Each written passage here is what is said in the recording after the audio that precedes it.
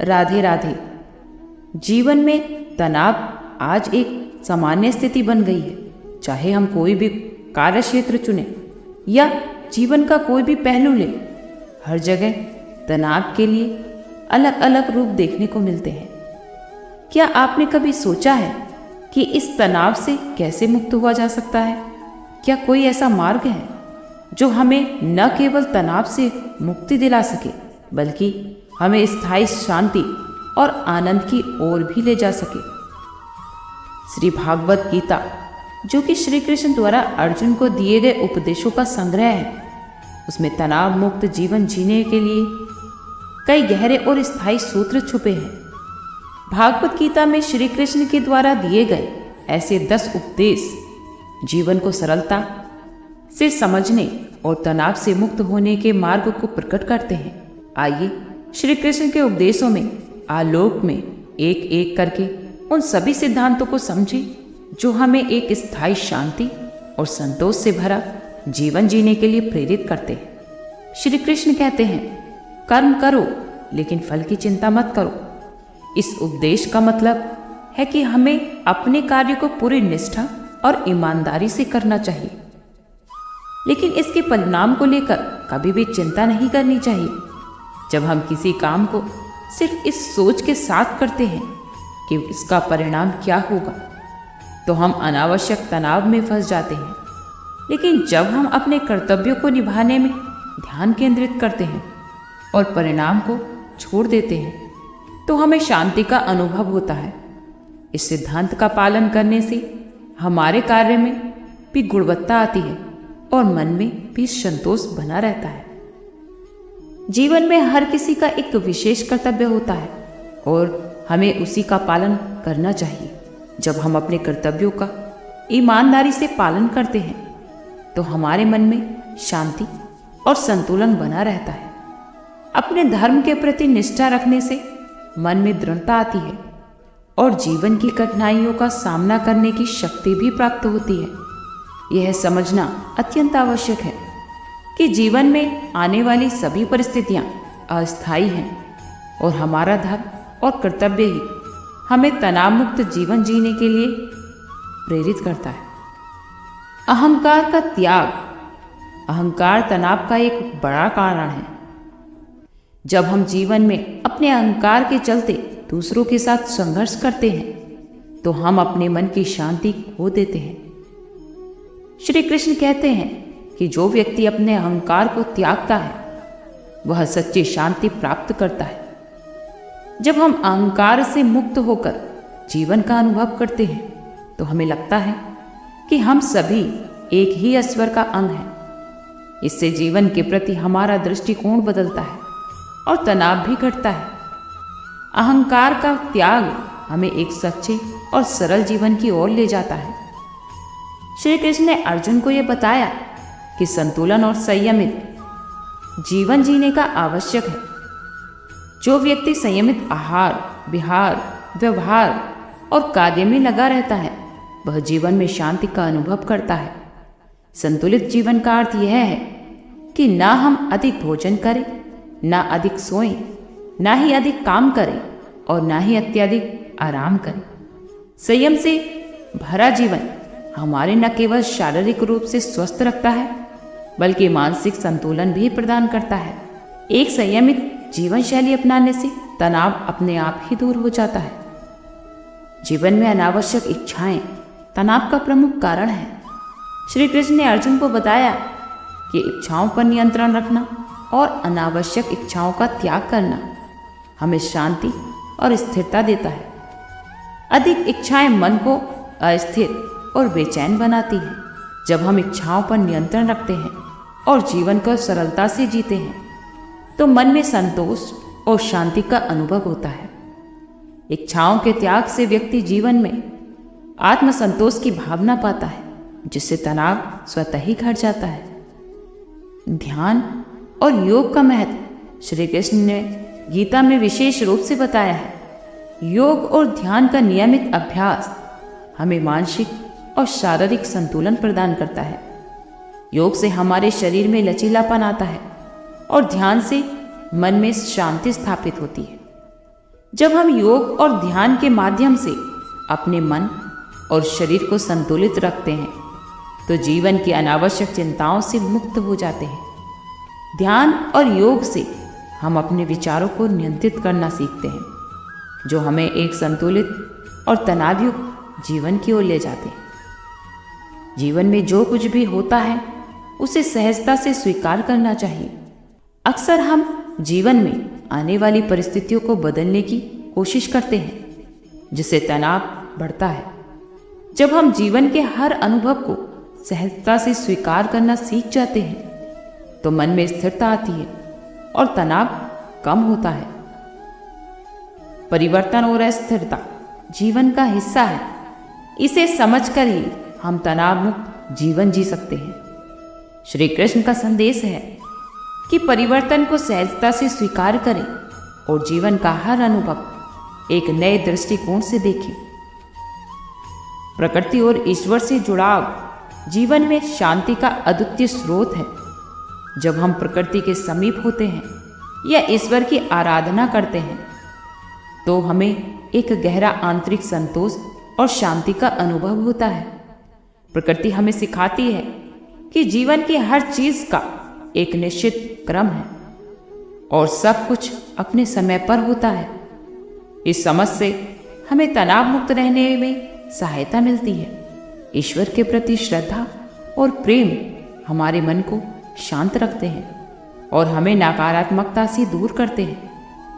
यानी अच्छी संगति में रहना हमें सकारात्मक ऊर्जा से भर देता है। श्री कृष्ण ने संगति का महत्व समझाते हुए कहा कि जो व्यक्ति सकारात्मक और अच्छे लोगों के साथ समय बिताता है वह जीवन में संतोष और शांति का अनुभव करता है। अच्छी संगति से हमारे जीवन में सकारात्मक दृष्टिकोण आता है और हम जीवन के संघर्षों को सहजता से स्वीकार कर पाते हैं। नकारात्मक संगति हमारे मन को विकृत करती है और तनाव बढ़ाती है, जबकि सकारात्मक संगति से मन शांत और संतुलित रहता है। श्री कृष्ण ने अर्जुन को बताया कि आत्मा अमर है और शरीर नश्वर। जब हम ये समझ जाते हैं कि आत्मा अमर है तो मृत्यु का भय हमारे मन में समाप्त हो जाता है। मृत्यु के भय से मुक्त होकर हम हर स्थिति में धैर्य और शांति बनाए रख सकते हैं। जब मृत्यु का भय नहीं रहता तो जीवन की अनावश्यक चिंताएं और समस्याएं भी हमें परेशान नहीं करती। आत्मा के अमरत्व का ज्ञान हमारे जीवन में स्थायी शांति लाता है। एक बार की बात है, एक छोटे से गांव में राघव नाम का एक साधारण युवा रहता था, जिसका सपना था कि वह एक सफल उद्यमी बने। लेकिन उसके रास्ते में कई बाधाएं थी, जिसमें आर्थिक कठिनाइयां, परिवार की जिम्मेदारियां और आत्म संदेश शामिल थे। एक दिन जब राघव को सबसे ज्यादा निराशा महसूस हो रही थी, तब उसने अपने गांव के बुजुर्ग बाबा रामू से मदद मांगी। बाबा रामू की बातें राघव के जीवन में एक नई दिशा देने लगी। राघव ने अपने जीवन में कई बार असफलताओं का सामना किया। उसने कई बार परीक्षा दी, लेकिन हर बार उसे असफलता ही मिली। उसके परिवार की आर्थिक स्थिति भी अच्छी नहीं थी और वह अपनी माँ और छोटे भाई बहन की जिम्मेदारियों को संभालने के लिए मजबूर था। एक दिन निराश होकर राघव बाबा रामू से मिलने गया। बाबा रामू ने राघव से कहा, बेटा, सपने देखना महत्वपूर्ण है, लेकिन उन्हें पूरा करने के लिए साहस और मेहनत की भी जरूरत होती है। उन्होंने एक कहानी सुनाई। एक बार एक छोटे से गांव में एक युवा लड़का था, जिसका सपना था कि वह एक दिन उड़ता हुआ पक्षी बने। हर कोई उस पर हंसता था और कहता था, तुम उड़ नहीं सकते। लेकिन उसने हार नहीं मानी। उसने अपने सपनों की ओर कदम बढ़ाने की ठानी। वह हर दिन नए नए विचारों के साथ प्रयोग करता रहा और अंततः उसने एक मॉडल विमान बनाया। जब उसने अपने सपनों को पूरा करने की कोशिश की तो उसने खुद को आसमान में उड़ते देखा। यह कहानी सुनकर राघव ने सोचा, अगर वो लड़का अपने सपनों के लिए मेहनत कर सकता है तो मैं क्यों नहीं। बाबा रामू ने राघव को सलाह दी, तुम्हें खुद पर विश्वास करना होगा। आत्मविश्वास के बिना कोई भी सफलता प्राप्त नहीं हो सकती। उन्होंने राघव को याद दिलाया कि उसका सपना बड़ा है और इसे पूरा करने के लिए ठान लेना चाहिए। राघव ने ठान लिया कि वह आत्मविश्वास से भरा रहेगा। उसने छोटे छोटे कदम उठाने शुरू कर दिए, जैसे कि अपने अध्ययन के लिए एक ठोस योजना बनाना और अपने ज्ञान को बढ़ाने के लिए किताबें पढ़ना। राघव ने देखा कि उसकी मेहनत रंग लाने लगी, लेकिन रास्ते में कठिनाई आना शुरू हो गई। कई बार उसे अपने परिवार की जिम्मेदारियों के साथ साथ अपने सपनों को भी पूरा करने में कठिनाई महसूस हुई। बाबा रामू ने उसे समझाया कि कठिनाइयाँ केवल अस्थायी हैं। उन्हें पार करने के लिए धैर्य और दृढ़ता की आवश्यकता होती है। राघव ने समझा कि जीवन में मुश्किलें तो आती हैं, लेकिन उसे हार नहीं माननी चाहिए। उसने अपने परिवार के सदस्यों से मदद मांगी और उनके साथ मिलकर कार्य किया। राघव को कई बार असफलता का सामना भी करना पड़ा, लेकिन उसने उससे अपनी शिक्षा का हिस्सा माना और बाबा रामू ने उसे बताया, हर असफलता तुम्हें एक सबक सिखाती है, उसे अपने अनुभव के रूप में स्वीकार करो। इस ज्ञान के साथ राघव ने अपनी असफलताओं को सकारात्मक तरीके से देखने की कोशिश की। उसने नोट किया कि कौन सी चीज़ें ठीक नहीं हुई और उन्हें सुधारने का प्रयास किया। निरंतर और समर्पण। जब तक तुम हार नहीं मानते, तुम जीतते हो। बाबा रामू ने कहा, सफलता का रहस्य निरंतर और समर्पण में है। राघव ने अपने सपनों के प्रति समर्पित रहने का फैसला किया। उसने रोजाना निर्धारित समय से अध्ययन करने और नए कौशल सीखने का प्रयास किया।